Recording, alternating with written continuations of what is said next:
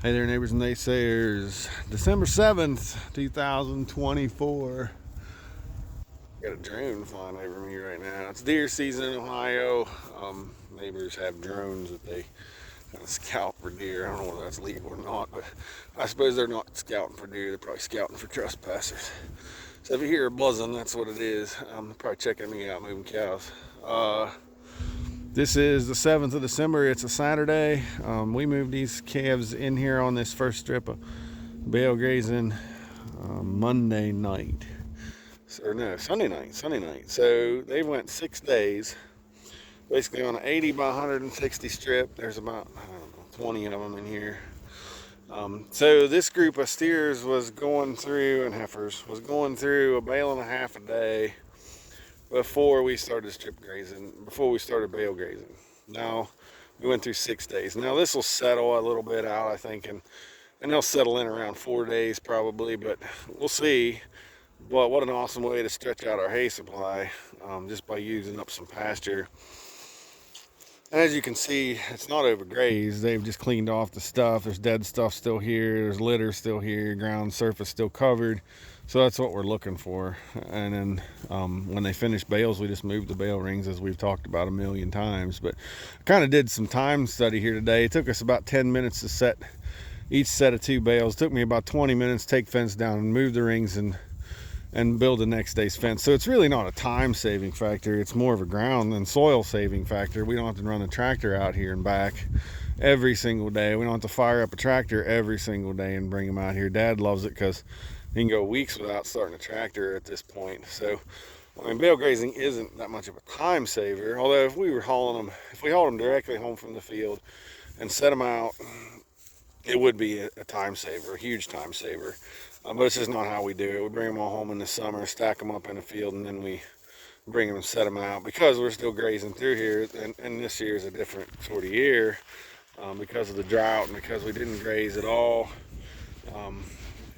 It's a whole different ballgame, and I got to keep remembering that.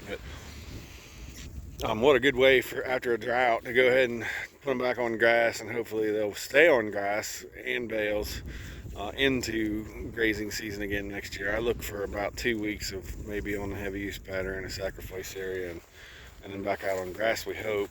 And in the future, I think I'll do a little bit harder calculation of what stockpile we have and set out that number of bales that we need. Now you got to calculate for some snow days where they're not going to dig through the grass to get to it. Maybe build a tighter grouping of bales on each side of the road so that when we get snow days, we can turn them into those tighter grouping of bales and not ruin or not go over as much grass. But they'll go back and graze it anyway, so it's really not that big a deal. Our snows typically don't last more than a week or two here, so that's probably what we'll settle in around. What a great way to feed. I mean, I know we haven't hit the mud yet, and it's in the muddy times it gets kind of ugly in places. But the other thing is, we're kind of patch seeding these fields as we go and putting in some new species as we go along, and it just makes all kinds of sense for us to do this. And boy, these cows are just happy. The cow herd's on the other side of the creek here, and they're not too happy with me because I'm leaving today to go to almost Indiana and back, and so we just put an extra bale in their bale grazing strip. They needed to move tonight. I'm not going to be around to do it, and they're moving into a whole new field, and Dad just gets nervous when they move into a whole new field, so best to just put a bale in there. The ground's frozen, doesn't matter. One extra bale ain't going to hurt anything, but they're not happy because they know it's time to move on to a new strip, and they'll do that tomorrow morning. And same with the sheep. We're going to move them in and start bale grazing with them. But just thought I'd give a little shot to going from a day and a half per bale to, or a bale and a half per day, to 2 bales in 6 days.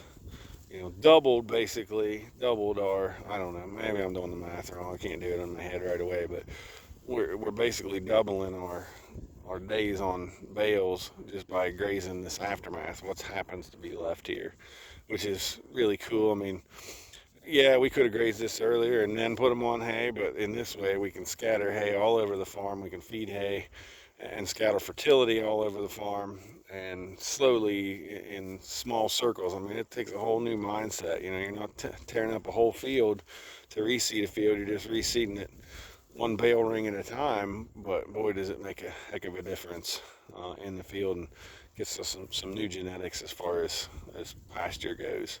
So with that, I'll say we'll see you next time.